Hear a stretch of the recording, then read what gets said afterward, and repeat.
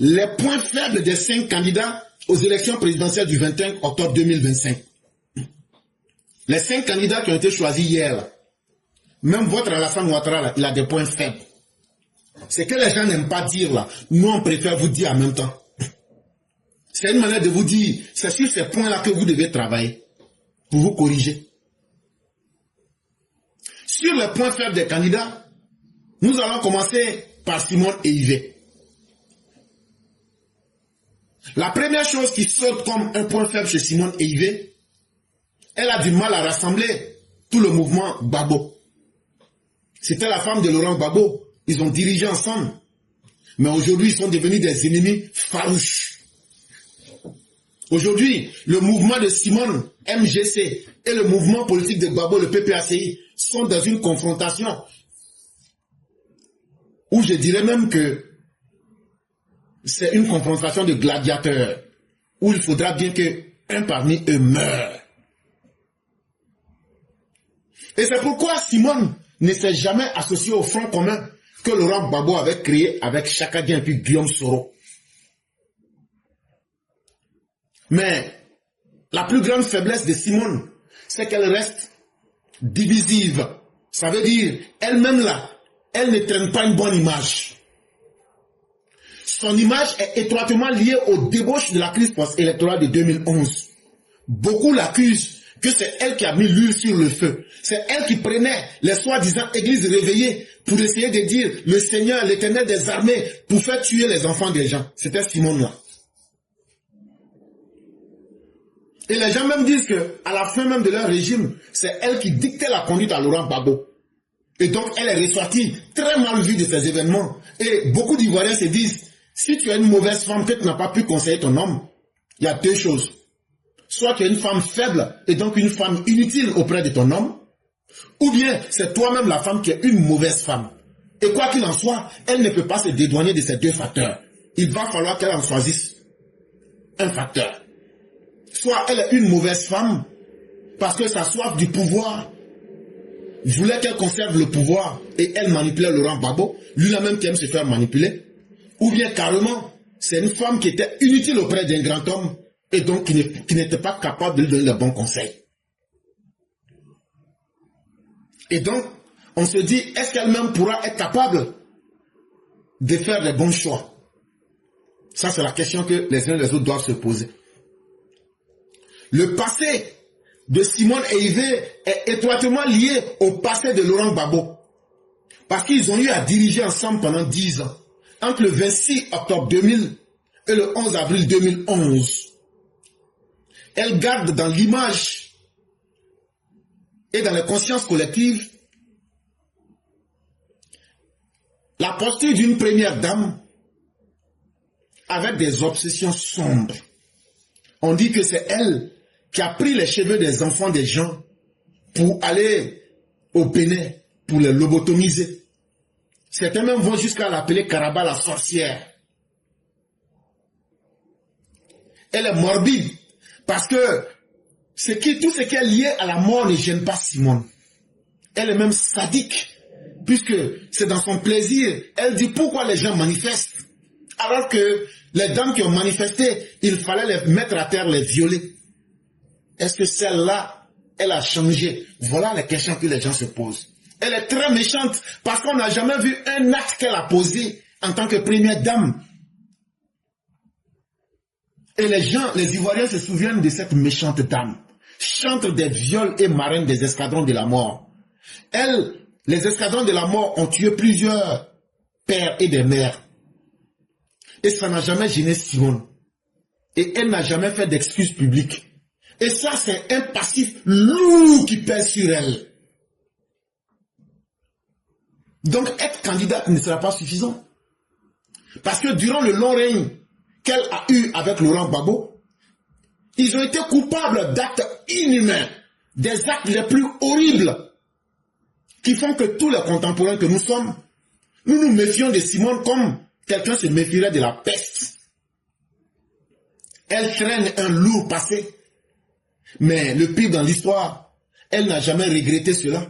Et on voit en Simone la projection de Laurent Gbagbo pour continuer la haine, la division et le chaos de notre société. C'est pourquoi, comme Laurent Gbagbo, elle n'a pas présenté de projet de société en 2025.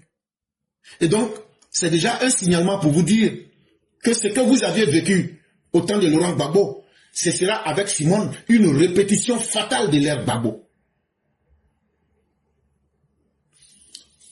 La deuxième candidate qui s'appelle Henriette Lagou, elle, pour beaucoup, les gens oublient vite. Mais en 2015, elle était candidate au présidentiel, elle était candidate. En 2015.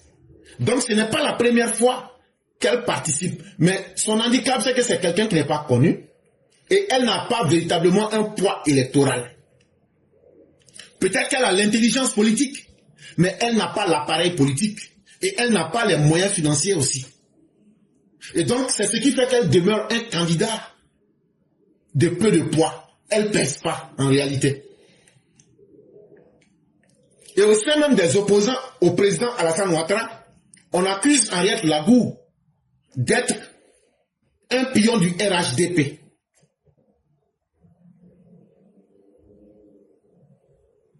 Et cette réputation-là, de ne pas être opposé au système d'Alassane Ouattara, ça ne lui donne pas une force au sein même des opposants et au sein aussi du parti au pouvoir. Qu'elle s'ajoute au parti au pouvoir ou qu'elle ne s'ajoute pas, ça ne change rien. Donc en réalité, elle est un candidat qui est là pour la figuration. Comme je le disais, ses ressources financières sont limitées. Et en termes de logistique, ici logistique j'entends capital humain, c'est-à-dire électeurs sur le terrain, et puis les hommes qu'il faut pour mener son combat, elle n'en a pas. Et ça, c'est un obstacle pour réaliser une campagne nationale ambitieuse. Et donc, elle ne pourra pas faire une campagne, elle ne sera que dans le suivisme, et vous n'allez pas beaucoup entendre parler d'elle, parce qu'elle n'a pas la force qu'il faut pour pouvoir faire une campagne. Elle n'a pas les hommes aussi qu'il faut pour pouvoir propulser son système. Le troisième candidat qui s'appelle Jean-Louis Billon. Le premier grand problème de Jean-Louis Billon, c'est quelqu'un qui n'est pas charismatique. Et ça, en politique, quand tu n'es pas charismatique, ça devient difficile. Ton message, même si tu as un bon message avec des idées, ça ne passe pas. Et Jean-Louis Billon, c'est quelqu'un, même quand il parle, ça ne te dit rien et tu te dis, ben, allons vite, il y a d'autres choses à voir. Et ça va beaucoup peser sur lui. C'est quelqu'un qui a des grands moyens financiers. Il a beaucoup d'argent. Mais il est faible en tant qu'homme. On sent qu'il n'a pas les capacités de pouvoir être quelqu'un qui peut diriger un pays. Il rentre dans la campagne parce qu'il a trop duré dans le PDCI. Il avait beaucoup l'envie d'être président un jour, mais il n'a pas la carrure d'un président. Et comme nous le savons, on a vu ses preuves dans différents gouvernements. Par exemple, la dernière fois qu'il a été dans un gouvernement, c'était celui du docteur président Alassane Ouattara. Il était dans ce gouvernement comme ministre du Commerce. Mais il était tellement faible, dites-moi, qui a ressenti les bénéfices, qui a ressenti qu'il a pris une loi pour arranger le peuple? Personne. Et qui savait même qu'il était ministre du Commerce? Personne. Mais Jean-Louis Billon est aussi vu comme un individu extrêmement méchant. Parce que lui qui se proclame être chef d'entreprise et qui a de grandes entreprises dans l'agro-industrie, c'est-à-dire comment on appelle les aliments que vous voyez là, c'est lui qui produit ça. Pendant que le peuple est en train de traverser des difficultés dans chacune des familles, lui n'a jamais eu l'idée d'aimer les Ivoiriens et de diminuer ou même de faire un acte social. Les Ivoiriens vont se souvenir pour dire, mais avec toute cette force-là, c'est toi-même là, les produits que tu fabriques là, c'est nous on mange ça, mais toi tu n'étais jamais souvenu que si tu nous aimais vraiment là, tu n'as jamais diminué le prix. Les Ivoiriens vont se souvenir pour dire, quelqu'un qui n'a jamais pensé à nos souffrances, est-ce que cette personne-là, quand on va lui donner le pouvoir, est-ce qu'elle ne sera pas encore 2 fois plus méchante? En tant que ministre du Commerce, on ne se souvient pas d'une loi que tu as eu à prendre pour faciliter nos vies. On ne se souvient pas d'un acte que tu as posé qui a rendu nos vies un peu plus faciles. Bon, toi-même là, les grandes compagnies que tu diriges là, ces compagnies-là, on dépense de l'argent dedans tous les jours. Il y a eu ici des crises dans les foyers ivoiriens. Tu n'as jamais eu l'intuition de dire, je vais essayer de poser un acte pour que mon peuple se souvienne de moi. Aujourd'hui, c'est lui, Jean-Luc Bion, qui va demander que le peuple n'a qu'à le voter. Est-ce qu'on peut demander à un peuple de voter juste parce qu'il est Jean-Luc Bion? C'est là encore qu'un deuxième handicap de Jean-Luc Bion est révélé au grand jour. En réalité, dans la tête de Jean-Luc Bion, comme les fils à papa du PDCI, eux, ils symbolisent la répétition des anciens modèles de l'oligarchie du PDCI. C'est eux, les anciennes familles puissantes et leurs enfants. Eux doivent se transmettre le pouvoir économique et le pouvoir politique. Ils doivent se transmettre le pouvoir et les richesses de la Côte d'Ivoire. Et nous, les enfants des pauvres, nous comprenons cela pour dire, nous, on n'a pas besoin qu'un fils à papa vienne nous diriger parce qu'il ne connaîtra pas nos problèmes. Et ça, on le voit déjà. Les problèmes des Ivoiriens, nous les plus pauvres, ça ne l'a jamais intéressé. Et il n'a jamais pensé à nous. Donc là, c'est pas quand il va devenir grand, qu'on va lui donner le pouvoir qu'il va penser à nous. Donc ça fait que la population même se méfie de lui. Et ça fait que sa statut de fils à papa fait que il ne se met pas avec le peuple. Donc là, il est éloigné du peuple. Ça, c'est le deuxième problème. Le troisième problème de Jean-Luc Bion, c'est que pendant ces campagnes de 2025, il doit naviguer dans un PDCI qui est déjà divisé. Parce que dans le PDCI qui est divisé, certains disent que certains le soupçonnent d'être un pion de la Fane Ouattara du RHDP. Le PDCI, il aura le PDCI des extrémistes, c'est-à-dire les Akans qui disent le PDCI là, même s'il doit mourir, il va mourir dans la main des Akans. Ils vont créer leur PDCI. Il y aura le PDCI des gens de l'Ouest qui vont s'ajouter à Babo. Et il y aura le PDCI des Jean-Luc Bion. Donc au minimum, le PDCI va se diviser en 4. Et ceux qui sont habités par un peu de lucidité, eux vont venir au RHDP. Donc vous voyez déjà qu'on a 5 PDCI. Donc en réalité, Jean-Luc Bion, à part le noyau du Congrès démocratique qu'il appelle le code CODE, qui est son parti, il n'y a personne qui va s'ajouter à lui en réalité. Parce que le PDCI de la haine qui suivait Chakadian par haine, eux vont préférer l'échec de Jean-Luc Bion parce que c'est un point de vengeance contre lui par rapport à Chakadian.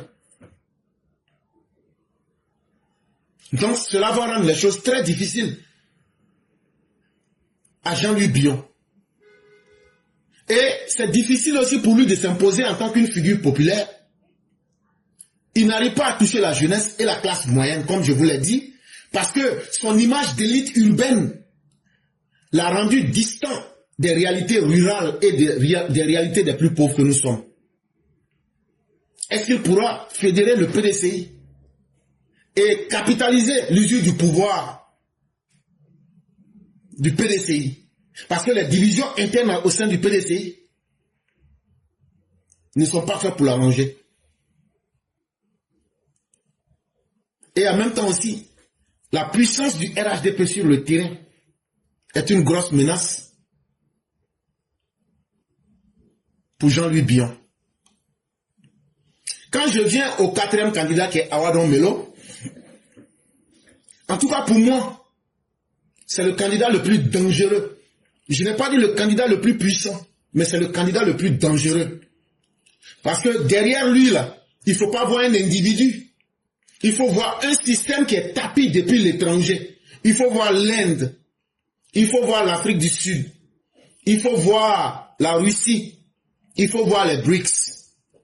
Donc, que vous le voulez ou pas, vous les gens du RHDP, c'est quelqu'un qui va bénéficier d'un puissant soutien financier. Ça va surprendre beaucoup de personnes. Mais c'est quelqu'un là, c'est pas l'argent qui va lui manquer pour faire sa campagne. Or, quiconque a l'argent est capable de beaucoup de choses. Donc c'est mieux, on va se dire la vérité. Awadon Melo que vous négligez là, c'est un cheval de Troie. C'est-à-dire, à l'intérieur de lui là, il y a la Russie, il y a l'Inde, il y a l'Afrique du Sud qui sont cachés, les BRICS. Et si vous voulez même le Brésil, ça veut dire que les moyens financiers là ne vont pas lui manquer à travers ces pays. Ça c'est un. Mais surtout, il cache en lui les pièges que la Russie, dans sa conquête de l'Afrique de l'Ouest. Ce monsieur-là, vous le voyez, mais à l'intérieur de lui-même, c'est le piège à l'intérieur que la Russie cache. La Russie n'a pas pu avoir la Côte d'Ivoire à travers Africa Corps, ce qu'on appelait Wagner. La Russie, c'est que tu n'obtiens pas par la violence, tu l'obtiens par la ruse. La Russie va utiliser Awadon Melo pour essayer d'exister sur le champ politique. Et qu'est-ce qu'on a constaté? Depuis 3 semaines, l'ambassade de la Russie qui est en France, à Abidjan là-bas, ils ont changé le personnel qui était là, mais ils ont augmenté le nombre de personnes. C'est un ajustement des plans. Quel plan? Ce qui va se passer. Qui sont ces personnes? Je ne peux pas vous dire ce qu'elles représentent véritablement. Est-ce que ce sont des hackers? Est-ce que ce sont des spécialistes en manipulation des élections? Est-ce que ce sont des spécialistes en fake news? Ou bien ce sont des espions ou même des pirates informatiques? En tout cas, rien n'est gratuit. Aujourd'hui, là, la Côte d'Ivoire est un maillon très essentiel dans la géopolitique et la géostratégie des grandes puissances. Parce que si tu l'as en tant que si tu as la Côte d'Ivoire géopolitiquement, tu es bien situé en face de l'océan Atlantique. Ça fait 1. De 2, c'est un pays qui est riche en ressources humaines et en ressources naturelles. Ça fait 2. Et à partir de la Russie, de la Côte d'Ivoire, aujourd'hui le poids diplomatique de la Côte d'Ivoire et l'importance de la Côte d'Ivoire fait que vous pouvez atteindre tous les autres interlocuteurs. Donc, chers Ivoiriens et RHDP, apprêtez-vous à travers Awadon Melo. Il est à parier que les élections qui vont se faire, il y aura beaucoup de trolls, il y aura beaucoup de fake news, il y aura même des piratages informatiques. Et tout ça, ça sera financé par la Russie et les BRICS. Donc c'est le candidat le plus dangereux. On le dit pas pour que les gens aient peur, mais parce que la vérité, il faut la dire pour que ceux qui vont m'écouter là sachent que il faut réfléchir la stratégie et trouver des solutions par anticipation. La seule chose qui va fatiguer Awadon Melo, et ce n'est pas un petit enjeu, c'est qu'il n'a pas la structure politique robuste pour faire une campagne nationale audacieuse. Il n'est pas implanté sur tout le territoire national. Ça va le fatiguer. Parce qu'il est venu un peu trop tard. Même s'il a des hommes qu'il a cooptés dans l'ombre, il est venu un peu trop tard. Et c'est ce qui me fait dire que les gens qui vont l'aider dans sa campagne ne vont pas forcément se baser sur la présence sur le terrain, mais vont plutôt se baser beaucoup plus sur le piratage informatique. Et donc, les adversaires d'Awadon Melo doivent s'apprêter sur ce terrain-là. Et encore, il a d'autres handicaps. Ses relations avec le PPACI, où on le traite de Guinéen, ne sont pas en sa faveur. Parce que les gens du PPACI qui ont été alimentés avec la haine finit par leur faire perdre la raison. Et eux-mêmes, quelqu'un même qui peut détruire sa propre vie, c'est pas la vie de quelqu'un d'autre qu'il ne peut pas détruire. Et donc, une fois que ces personnes sont lobotomisées, il y a de fortes chances que ces personnes-là vont être des ennemis d'Awadon Melo. Et aussi, ces liens avec la Russie et les BRICS seront exploités par les ennemis d'Awadon Melo pour le critiquer et pour ternir sa réputation. Mais c'est là aussi que réside sa plus grande force. Et le dernier candidat, qui est le président actuel, le président Alassane Ouattara, en vérité, le problème d'Alassane Ouattara n'est ni son bilan, ni sa capacité, ni aujourd'hui sa force de comprendre le monde extérieur. Ça, c'est une force pour lui. Mais malheureusement, là où résident les faiblesses du candidat Alassane Ouattara, c'est que la haine qui est en Côte d'Ivoire, et malheureusement, beaucoup, quand tu es un homme du Nord, ne se disent que cette personne ne doit pas nous gouverner. Malheureusement, dans nos campagnes, vous allez voir que tous les adversaires d'Alassane Ouattara vont se mettre ensemble au nom de l'unité pour la haine, pour le combattre. Et malheureusement, ça va ternir l'image de cette campagne-là. Au lieu de combattre à travers des campagnes, des projets de société, on va combattre d'abord un homme pour ses origines. Donc, une moitié de la campagne à un quart sera basée sur ça. La stigmatisation de l'origine. Et ça va dévaluer la nature même de cette campagne-là. Parce que c'est la haine qui pourra unir les autres contre Alassane Ouattara.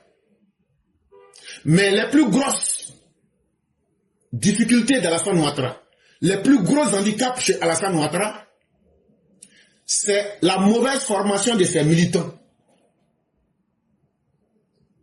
Dans la formation ici, j'entends deux facteurs différents. Les militants d'Alassane Ouattara sont mal informés. Et quelqu'un aujourd'hui qui est mal renseigné, dans un monde où on lance des informations pour tromper les gens, on lance des fake news, c'est quelqu'un qu'on peut influencer. Les partisans d'Alassane Ouattara sont facilement influençables par les informations trompeuses et les fake news. Qu'est-ce qui fait qu'ils sont influençables? Ils n'ont pas les vraies informations et ils ne savent pas où trouver les vraies informations. C'est ça aussi qui va fatiguer la campagne du président Alassane Ouattara. La deuxième chose qui va fatiguer le président Ouattara, ses militants sont beaucoup dans l'émotion.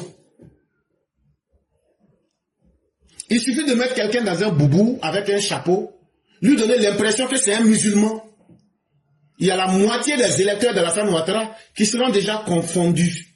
Ils vont se dire, mais est-ce que lui aussi c'est pas un musulman aussi? Et donc là, cette idée de religion est dans la tête des partisans musulmans d'Alassane Ouattara. Et s'il y a des candidats intelligents, ils peuvent faire l'amalgame pour tromper les gens. Mais ça là, c'est parce que les militants du RHDP ne savent pas faire la différence entre leur religion, leurs sentiments et la politique. Et donc là, à cause de ces erreurs-là, et encore, les militants du RHDP en majorité, au nom de... Ils ne savent pas voter. Ils ne savent pas voter correctement. D'autres vont aller pour dire, moi j'ai voté à Alassane Ouattara, j'ai mis, c'est toi je veux. Ton bulletin, il est nul. D'autres vont aller faire des erreurs de choix dans les urnes. Ah, celui que moi j'ai vu, il était en boubou aussi. Voilà les erreurs qui peuvent qui vont coûter cher au candidat Alassane Ouattara.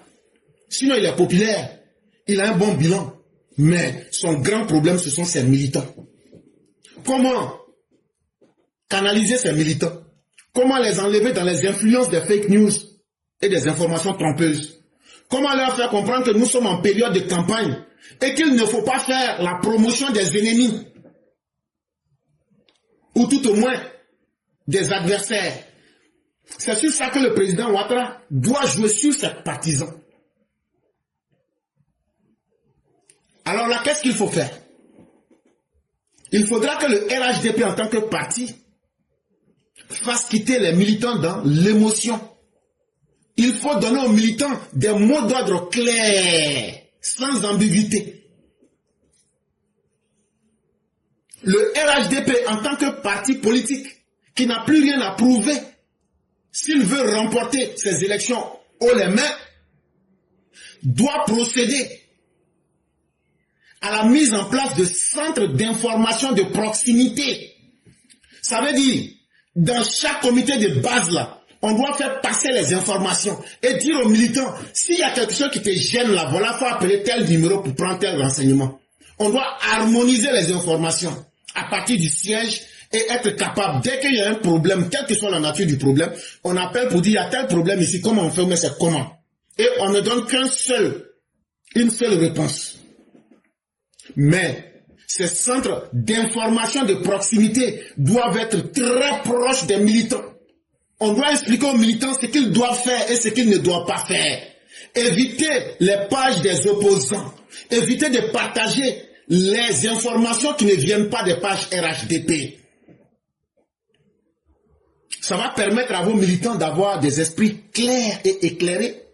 Ça va leur donner la tranquillité de savoir qu'ils savent où s'informer. Et ça va beaucoup faciliter la tâche même du parti. Je répète, les militants RHDP doivent se concentrer sur leurs propres militants et communicants. Et ils doivent s'éloigner des communicants qui sont dans les camps opposés. C'est-à-dire, quand quelqu'un donne une information là, tu aimes ou tu n'aimes pas, il faut demander, est-ce que vous le reconnaissez en tant que vous connaissez tous ceux qui communiquent pour le RHDP, vous le connaissez. Si la personne n'est pas RHDP là, ne suivez pas, n'écoutez pas l'information, mettez ça à côté. Il faut que le RHDP en tant que parti multiplie ce genre de communication et de conseils à leurs militants. Ne partagez aucun poste des opposants. En partageant les postes des opposants, vous les rendez forts. En allant écouter les postes des opposants, vous vous affaiblissez vous-même. Vous vous faites peur à eux, à vous-même. Des gens qui n'ont pas pu trouver la stratégie d'être candidats. Si vous continuez à les écouter, qu'est-ce que vous recherchez? Donc, le RHDP doit affaiblir la communication des camps opposés parce que la majorité de ceux qui ne savent pas naviguer dans le monde des informations, ce sont les militants RHDP. Donc, on ne partage pas n'importe comment. Si la personne n'est pas RHDP, vous ne partagez pas. Et ça va coincer l'information de l'ennemi et ça n'ira pas quelque part. Et si vous pouvez partager au maximum les informations RHDP, quelle que soit leur origine et leur provenance, vous allez voir que ça va aider dans la campagne du président Alassane Ouattara. Je vais terminer pour dire que Alassane Ouattara, là, les militants sont comme les briques. Alassane Ouattara, lui, il est le ciment. Mais les cadres, là, vous devrez être le soubassement. Alassane Ouattara, lui, il est à tous les niveaux. Pour faire soubassement, tu as besoin de ciment. Pour mettre les murs ensemble, pour mettre les briques ensemble, tu as besoin de soubassement. Alassane Ouattara, lui, il est le ciment. De la base au sommet. Nous, les militants, nous sommes les briques. Alassane Ouattara, lui, il est partout. Mais les cadres, là, eux, doivent être ouf. Les cadres, là, c'est le moment de laisser vos vestes. C'est le moment de laisser vos titres pour descendre direct. Si vous aimez vraiment Alassane Ouattara, comme nous, les militants, là, c'est le moment de laisser les orgueils à côté. Vous descendez dans les grains. Vous descendez dans les gares routières. Vous descendez dans les familles. Vous descendez dans les villages. Vous descendez dans les campements. Pour humaniser la campagne du docteur président Alassane Ouattara. Je dis bien humaniser la campagne du docteur président Alassane Ouattara. Donner un visage humain à la campagne du président Ouattara. Ne dites pas non, comme on a déjà fait des routes de tout. Oui, c'est bon. Mais rendez humain la campagne du président Ouattara. Surprenez positivement le peuple. Et comme ça, là, les gens vont se dire, ah, donc, non seulement ils ont fait ce qu'ils doivent faire, mais aujourd'hui, ils sont devenus beaucoup plus humains, ils s'approchent de nous. Et comme ça, vous allez être capable de multiplier les actions de séduction au nom du docteur Alassane Ouattara. Et ça, il ne faut pas seulement le faire dans les milieux qui sont déjà acquis à la cause du RHDP. Il faut le faire en territoire hostile. C'est-à-dire ceux même qui n'aiment pas Ouattara là, il faut aller vers eux. Si vous n'avez pas pu les convaincre, vous allez entendre des informations qui vont vous faire savoir ce qu'ils pensent. Et ça va vous permettre d'adapter, d'ajuster votre politique. Et c'est très important. Et je le dis, la formation est importante. Il faut démocratiser la formation politique au sein du RHDP pour fabriquer beaucoup d'élites politiques pour le parti en question. Avec la formation en termes de stratégie politique, ça va beaucoup aider le RHDP pour les années à venir. J'aimerais que nos autorités vraiment nous écoutent quand on parle. Nous là, on n'a pas besoin de salaire, on s'en fout des salaires. Mais ce qu'on veut là, c'est que l'honneur du président soit préservé, c'est que le pays soit en paix, que le pays progresse, et qu'on ne veut pas que des vauriens, des bandits viennent prendre ce pays-là et puis faire n'importe quoi. Les Russes là, à Ouagadougou là, faites attention. Parce que les Russes là, ils n'ont pas encore dit les derniers mots. Poutine qui est là, Poutine là, il a besoin d'argent. Par rapport à sa guerre là, il a perdu beaucoup d'argent. Donc là, s'il est capable de mettre la main sur la Côte d'Ivoire pour aller renflouer ses caisses, pour continuer sa guerre là, il va faire. Il va le faire. Donc là, faites très attention. Je demande aux gouvernants, à nos cadres, à nos dirigeants, surveillez vos systèmes informatiques. Je sais de quoi je parle. Parce que les gens là, s'ils ne peuvent pas utiliser la force pour imposer quelqu'un à la Côte d'Ivoire là, ils sont capables d'aller bloquer tous les systèmes informatiques de la Côte d'Ivoire et puis exiger à ce que Awadon Melo soit président, ou bien exiger à ce qu'on mette Awadon Melo devant. Ils sont capables de tout. Aussi là, ils sont capables, ils l'ont fait. En tout cas, ça reste à vérifier, mais il y a eu, on appelle ça là, une des dirigeants de l'Union européenne, son avion a failli être piraté. Les signaux GPS là, que l'avion reçoit pour se positionner dans l'espace, a été brouillé. Donc là, il y a des soupçons qui courent sur la Russie, pour dire que c'est la Russie qui est à la base. Ils sont capables d'envoyer des gens pour essayer de brouiller les signaux GPS du président, juste pour lui faire mal. Aussi, j'aimerais interpeller nos cas. Si vous recevez des dons, je sais de quoi je parle, hein? Si vous recevez des dons, oui, la Russie nous a fait des dons de matériel informatique, la Chine nous a fait don de matériel informatique, le Brésil nous a fait don de matériel informatique, on va les utiliser. Hey, attention, les gens là, ils sont pas sérieux. Ils vont venir vous faire des dons, on vous donne des ordinateurs, on vous donne des serveurs cadeaux, utilisez ça pour vous aider, et puis vous, sans réfléchir, vous allez prendre ça pour installer dans les systèmes du gouvernement, et puis ils vont vous avoir. Attention. Aussi les consultants, les gens qui viennent d'ailleurs, qu'ils sont venus vous aider à mettre des choses en place là. Ces consultants-là, qui viennent de l'étranger, là, vous les connaissez où? Vous les connaissez où? Donc faites très attention. Ils sont capables de tout pour vouloir imposer la personne qu'eux-mêmes ils veulent. Donc je vous en prie. Raphaël, tu me connais très bien. Il faut préserver mon... qu'est-ce que j'ai fait? Mais je sais de quoi je parle. Je vous en prie. Merci beaucoup. Vraiment, merci beaucoup. Et nul n'est suffisamment grand pour le conseil. Et je crois que de façon honnête et sans attendre quoi que ce soit, nous avons dit, anticipé et parlé. Et certainement que les dirigeants nous écoutent. S'ils n'arrivent pas à prendre leur disposition, nous, ce n'est plus notre problème. Voilà, parce que vous n'avez pas les moyens d'un État pour ne pas pouvoir anticiper. Mais si de nos positions, nous arrivons à pouvoir dire ce que nous pensons et à sensibiliser par anticipation, ça veut dire qu'eux-mêmes doivent trouver toute l'intelligence nécessaire de pouvoir se sortir d'affaires. Parce que les autres partis, au moins, sont dans les sentiments ou en train de parler des histoires inutiles. Nous réfléchissons et nous posons des vraies problématiques qui peuvent aider le pays. Et j'espère que ce que nous disons sera entendu. C'est ce que nous pouvons faire. Et vraiment, merci encore de cet appui. On va vous souhaiter une excellente soirée et toute la grâce de Dieu. Ok, merci beaucoup. Bonne journée. Merci beaucoup. Je vais parler rapidement du symbolisme du 5 changement, mais je parlais de la date d'aujourd'hui, le 9e mois 2025, qui est un symbole très très important. J'espère que la connexion est bonne maintenant, je crois. Donc ce symbole du 9e mois est considéré comme un portail énergétique très très important. Donc il faut que les uns et les autres retiennent que 9e mois ça fait 9-9. 2025, si vous additionnez tout, ça fait 9. Donc ça fait 3 fois 9, c'est triple 9. Le triple 9, c'est très puissant. Et c'est le portail d'une fin de cycle, en réalité. Et cette fin de cycle, c'est quoi? C'est tout simplement le cycle, d'abord de clôture d'un cycle, comme je l'ai dit, purification et donc libération de certaines énergies négatives, les anciens conflits, les rancunes, les systèmes dépassés, les politiciens dépassés également.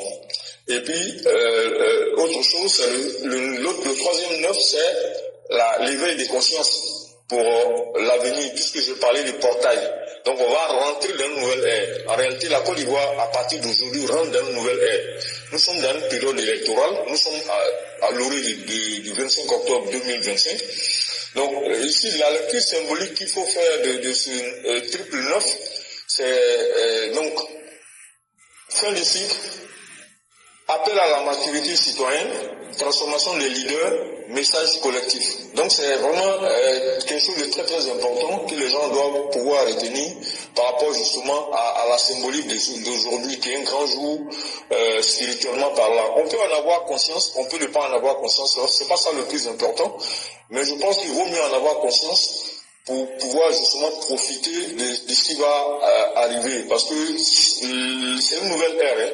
Qu'on le veuille ou non, Laurent Gbagbo, c'est une véritable politique. Qu'il le veuille ou non. D'abord, il n'est pas en bonne santé. Il a 80 ans. Il ne peut plus se présenter si c'est pas en 2030. Mais en 2030, il aura 85 ans. Je pense qu'il sera plus fatigué. Je ne pense pas qu'il sera dépassé. Et la preuve même qu'il est déjà dépassé, dans les parrainages, vous avez vu qu'il n'a pas été capable de réunir les parrainages. En fait, ils vont vouloir faire des commentaires tendancieux en disant qu'on leur a arraché des parrainages, mais en réalité, il n'en est rien. Vous savez, quand le cosmique travaille, il ne néglige aucun détail. C'est ceux qui n'ont pas voulu utiliser les tablettes de la CEI, ils n'ont fait que répondre à la volonté du cosmique de par leur négativité. Puisque j'ai parlé d'ancienne énergie, les conflits récurrents que la Côte d'Ivoire a connus, quand vous regardez très bien, il y a des gens la personne qui symbolise le plus les conflits négatifs en Côte d'Ivoire ici, et qui les incarne le plus, c'est Laurent Gbagbo. Qu'on le veuille ou non, ces partisans peuvent refuser la réalité, mais c'est pas ce qui nous intéresse. Les faits nous donnent raison et les faits confirment ce que je suis en train de dire. Donc il faut que les gens comprennent que le cosmique n'a pas de sentiments. Non, le cosmique, je dis cosmique, mais enfin Dieu n'a pas de sentiments. Dieu c'est pas un être sentimental. Dieu, il existe. C'est une énergie pure. Donc c'est une lumière pure. Donc par rapport à cette pureté, cette purification, nous sommes dans un axe dans ce mois de septembre qu'on appelle l'axe christique, mais c'est pas forcément lié à Jésus. Hein. Voilà, ici c'est l'axe christique. Cet axe christique c'est la Vierge. Vous voyez non, Vierge. Et puis après vous avez le poisson. Non, l'axe Vierge-Poisson. Vierge. Pourquoi? Purification. Parce qu'une vierge, c'est une personne qui est considérée comme pure. Donc nous sommes dans un mois de purification énergétique divine. C'est normal que le 9e mois, qui est 9e jour, 9e mois, donc vous comprenez, 9e mois lié à naissance, grossesse, accouchement. Et le chiffre 9 est le seul chiffre qui peut s'additionner à tous les chiffres, les autres chiffres, pour donner 10. Donc, 1 plus 9, ça fait 10. Si vous faites, vous additionnez le 9 à tous les coups, c'est comme un serpent qui se mord la queue. Mais un serpent qui se mord la queue, c'est un cercle. Et le cercle est infini. Donc, la fin d'un cycle, la naissance d'un nouveau cycle. Donc, quand on arrive au 9e mois, on est forcément à la naissance. Donc c'est pour ça que je disais qu'il y a une nouvelle naissance, il y aura de nouveaux leaders. Il y a déjà, vous avez vu les signes, il y a beaucoup de gens qui se sont présentés. Il y a eu 60 candidatures, mais il y en a retenu, il y a eu 55 qui ont été rejetés, 5 plus 5 encore, changement. Pourquoi? Parce que je vous ai dit, le chiffre 5, c'est le chiffre de changement de la roue. Et 5 plus 5, ça fait 10, 10, ça fait 1. 1, c'est la divinité. Donc Dieu s'est exprimé dans ce rejet. Maintenant, et dans ce rejet, vous avez deux individus qui symbolisent la négativité à tous les niveaux. Je ne vais pas revenir sur ce qu'on a dit sur Tidjane Thiam. Je ne vais pas revenir longuement. Je parlais un peu de Laurent Gbagbo. Mais Tidjane Thiam fait partie également des leaders politiques qui ne sont pas en conformité et en résonance avec la Côte d'Ivoire. Donc, du coup, il ne peut pas traverser ce portail énergétique, qui est un portail important. Et l'une des personnes que le cosmique a laissé traverser ce portail énergétique, qui est en connexion avec une certaine négativité internationale, c'est Awa Domelo. Mais Awa Domelo, c'est vrai, Éclaireur a parlé de lui tout à l'heure, de ses points forts et de ses points négatifs, mais son point même le plus fort là, c'est en même temps son point négatif. On analyse dans tous les sens, c'est son point fort, mais c'est son point le plus négatif.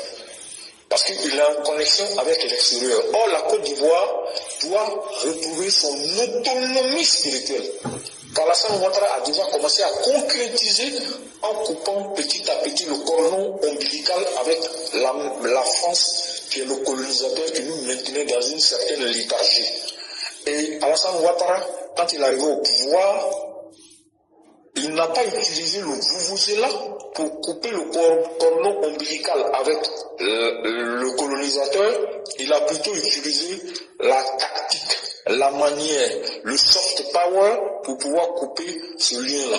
Donc, Ce travail d'entrer dans la nouvelle ère de la Côte d'Ivoire a commencé depuis la prise du pouvoir du président Ouattara. Il a commencé un peu plus en avant, mais on était dans ce qu'on appelle une sorte de débroussaillage. Mais c'est le maître du jeu qui a pris les rênes du pays. Et c'est pour ça que justement, ce portail-là est symbolisé aussi par la transmission du pouvoir, la transmission générationnelle du pouvoir. Vous avez remarqué qu'il n'a pas dit je vais donner le pouvoir à un individu, il a dit je vais donner le pouvoir à un groupe de personnes, à une équipe, à une génération. Donc il a parlé de transition ou de transmission générationnelle. Ce ne sont pas des mots qu'il a utilisés dans le vide. Il sait de quoi il parle, il sait ce qu'il fait, il sait ce qu'il est en train de construire. Et c'est pour ça qu'il a dit le devoir est au-dessus de la parole donnée. Que le devoir peut être au-dessus de la parole donnée. Les gens peuvent dire ce qu'ils veulent, mais ils ne comprennent pas en réalité les profondeurs des paroles d'Alassane Ouattara. Il est très profond, il est précis, concis quand il tient ses discours, parce que le sage qu'il représente en réalité, le stratège politique qu'il est, ne parle pas dans le vide. Il dit toujours des choses très précises, très sensées. Il sait aussi que ses paroles vont produire beaucoup d'énergie sur ceux qui l'écoutent. Que ce soit ses partisans comme ses non-partisans. Je ne dirais pas ses ennemis, parce qu'en réalité, les gens l'aiment, même quand ils considèrent que c'est leur ennemi. Vous savez, il n'y a pas, derrière la haine, il faut regarder, l'amour est quelque part, pas très loin. C'est souvent l'autre face. Donc, les gens auraient aimé avoir Alassane Ouattara comme leur leader, mais comme ils ont été formatés pour le détester, donc ils sont dans cette logique, mais en réalité, c'est une forme d'amour que de vous parler de haine vis-à-vis d'Alassane Ouattara. Donc ce symbolisme-là, je voulais simplement en parler aujourd'hui pour que tous les EPV et tous ceux qui vont nous écouter se rendent compte qu'il y a un portail du passé. Le portail du passé sera fermé à partir d'aujourd'hui. On sera libéré de nos peurs.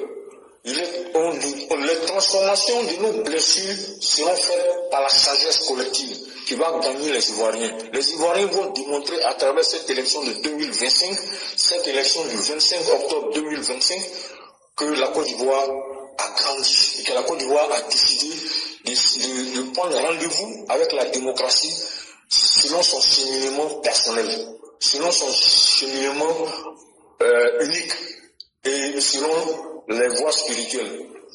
Ouvrir la voie donc de la réconciliation et de la stabilité et de la prospérité à la Côte d'Ivoire, parce que je vous ai déjà dit, en 2030, la Côte d'Ivoire doit être considérée comme un pays plus qu'à revenu intermédiaire.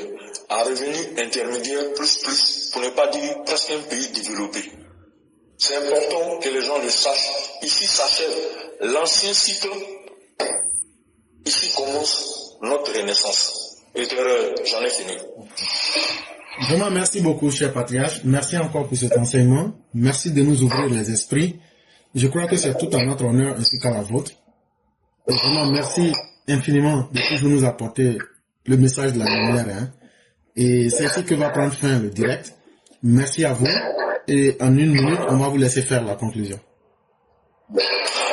Merci beaucoup, éclaireur. Merci à tous ceux qui ont voulu m'empêcher de parler. Ils m'ont donné plus d'efforts, plus de force plutôt. Ils m'ont donné plus d'énergie. Ils ont confirmé que ce que j'allais dire était vraiment important. J'en étais conscient, mais je me suis fait le devoir. Permettez, avec beaucoup d'humilité, d'avoir abordé ce sujet, de nous interpeller tous. Maintenant, cette fois-ci, je voudrais préciser à chacun de nous. Ce que j'ai dit pour la Côte d'Ivoire est valable pour chacun de nous. Aujourd'hui est un grand jour. Écrivez, prenez un bout de papier, écrivez 9 choses négatives que vous voulez laisser passer, que vous voulez oublier, vos peurs, vos souffrances, vos relations toxiques, tout ce que vous voulez laisser tomber là. Vous écrivez 1, 2, 3, les choses négatives jusqu'à 9. Quand vous finissez d'écrire ça, vous brûlez, ou bien vous déchirez, vous discutez par morceaux, vous jetez dans les toilettes, ou bien vous allez jeter ça dans la poubelle. Maintenant, vous prenez encore un autre papier et vous écrivez 9 choses positives que vous voulez voir dans votre vie dans les prochaines années. Des choses positives. Vous écrivez les 9 choses et vous fermez, vous gardez, vous priez dessus, vous demandez à Dieu de vous permettre de réaliser ça. Vous pouvez garder sur vous pouvez garder dans votre porte-monnaie, vous pouvez garder dans un endroit et de temps en temps vous permettez de les relire. Je pense que ça pourra aider à modifier votre état d'esprit. Ce qui est en bas, en haut, est comme ce qui est en bas. Donc si vous commencez à faire ce travail sur vous-même, ça va permettre de changer beaucoup de choses. Nous sommes sur la plateforme Éclaireur Pro-Vérité. Nous avons l'obligation de nous dire certaines vérités. Mais des vérités même forcément qui ne sont pas forcément intellectuelles. Mais on peut se dire certaines vérités qui sont spirituelles. Mais je ne parle pas de vérités sorcellerie, tout ça, c'est pas de ça qu'il s'agit. Ce qui est spirituel se rapproche de Dieu. Ce qui est spirituel a un lien avec la divinité. Nous ne sommes là que pour parler des choses positives. Nous ne sommes là que pour parler des choses qui intéressent le groupe, qui intéressent tout le monde. Parce que nous ne sommes pas des individus, mais nous ne sommes que des émanations divines. Même si chacun croit qu'il est un individu, mais en réalité chacun a une émanation divine. Que Dieu Tout-Puissant protège la Côte d'Ivoire, que Dieu Tout-Puissant protège notre cher président Alassane Ouattara, que Dieu Tout-Puissant protège tous les EPV, que Dieu Tout-Puissant protège tous les Ivoiriens épris de paix, que Dieu aide tous les EPV et tous les Ivoiriens à transmuter et profiter de cette nouvelle ère de positivité pour notre chère patrie. Que Dieu garde la Côte d'Ivoire toujours en paix, protéger des esprits malins, rusés, machiavéliques et négatifs. Que Dieu nous permette d'aller là où nous devons arriver, dans la positivité. Je vous remercie. Merci beaucoup, cher patriarche. Merci à tous ceux qui nous ont suivis aujourd'hui. Excellente soirée à chacun et à chacune, et que la bonté divine nous couvre tous. Pour ceux qui n'auraient rien compris, la Côte d'Ivoire est notre maison commune. Nous n'en avons pas une autre. Certains Ivoiriens, dans leur tentative de déstabilisation, en appellent à la sédition.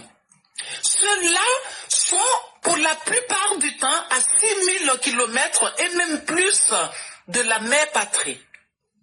Même si la chose devient inquiétante, car elle se féminise avec la compagne de l'ex-président Gbagbo, nous devons tenir bon pour le bien-être de toute la Côte d'Ivoire elle-même. Les Ivoiriens devraient pouvoir se poser certaines questions qui restent fondamentales. On peut se dire, le président Ouattara est-il partial dans son programme de développement? A-t-il une préférence pour le Nord au détriment du reste de la Côte d'Ivoire? Est-il un garant crédible de la stabilité sociopolitique? Depuis son accession au pouvoir, le pays va-t-il dans le bon sens ou le pays marche-t-il à reculons? Est-il un chef charismatique ou alors un fanfaron comme celui qui parle toujours de guerre? Quand on a répondu à toutes ces questions, le bon sens nous fait faire le bon choix, c'est-à-dire le choix de la quiétude sociale qui reste la condition sine qua non d'une vie stable, qui reste la promesse de la vie. Chers compatriotes, faisons le choix de la quiétude. Dans le fond, que ferait-on des chefs qui ne profèrent que des propos guerriers? Ou un autre qui verse dans une mythomanie outrageante à chaque prise de parole? Ne voyons pas en ce deuxième mandat de la Troisième République un pied de nez. Non, Au contraire, c'est le choix de la félicité. Et puis, à tous ceux qui se prennent pour des panafricanistes, bah voilà, le choix du président Ouattara reste un choix panafricaniste. C'est le choix du bon chef. C'est lui qui n'a pas de limitation de chefferie. Le président Houphouët-Boigny a toujours dit, paix à son âme, qu'un chef de son vivant ne désigne jamais son successeur. Et, croyez-moi, Alassane Ouattara est loin de là. Il a commencé à développer un pays qu'il a pris en miettes, qu'il a pris en lambeaux du fait des gens incapables, des bras cassés. Et aujourd'hui, il voudrait, pour le temps qui lui reste, pouvoir achever ce travail. Tant pis pour ceux qui n'ont pas compris, qui voudraient que la Côte d'Ivoire soit dirigée selon les règles de la France. Nous ne sommes pas français, nous sommes ivoiriens. À bon entendeur, salut. Merci infiniment, Mère Blanc. Merci encore pour cette thématique. Ici, elle invite chaque Ivoirien au bon sens. Ça veut dire, il faut être capable d'utiliser ton cerveau pour savoir ce qui est bon et ce qui n'est pas bon. Et ça, là, c'est permis à nous tous. Ceux qui étaient là et qui critiquent le président Ouattara, Dieu merci, ils étaient là avant lui. Est-ce qu'aujourd'hui, notre bon sens ne peut pas nous amener à leur dire, quand vous étiez là, de quoi avez-vous été capable? Qu'est-ce que vous aviez fait pour que vous vous donniez le droit aujourd'hui de critiquer? Donc là, notre bon sens nous dit, c'est mieux que nous continuions avec quelqu'un qui a déjà commencé quelque chose, et c'est mieux de terminer avec cette personne plutôt que de faire confiance en des gens qui eux-mêmes n'ont pas pu faire quelque chose. Et quand on leur demande, qu'est-ce que vous allez faire, ils n'arrivent pas à vous dire ce qu'ils vont faire. Chers Ivoiriens, ne prenez pas le risque de vous mettre dans une situation juste parce que c'est une situation nouvelle. Prenez plutôt le temps de regarder qu'est-ce qui peut être utile aujourd'hui pour vous et qu'est-ce qui peut être utile pour l'avenir de vos enfants. Est-ce que vous n'aimez pas la paix dans laquelle vous vivez? Est-ce que vous n'aimez pas la stabilité, le progrès que vous voyez? Les autres, là, si ils étaient capables d'avoir fait ne serait-ce que la moitié de la moitié de la moitié de ce que le président Ouattara a fait, où sera aujourd'hui la Côte d'Ivoire et où chacun de nous sera aujourd'hui? C'est là qu'il faut ramener les vrais débats politiques en Côte d'Ivoire. Qu'est-ce que chacun est capable de faire? Qu'est-ce que chacun a été capable de faire quand il a eu l'occasion d'être à la tête du pays? Et ça s'appelle simplement le bon sens. Ayez le bon sens, ayons le bon sens pour ne pas faire le choix que nous allons regretter plus tard.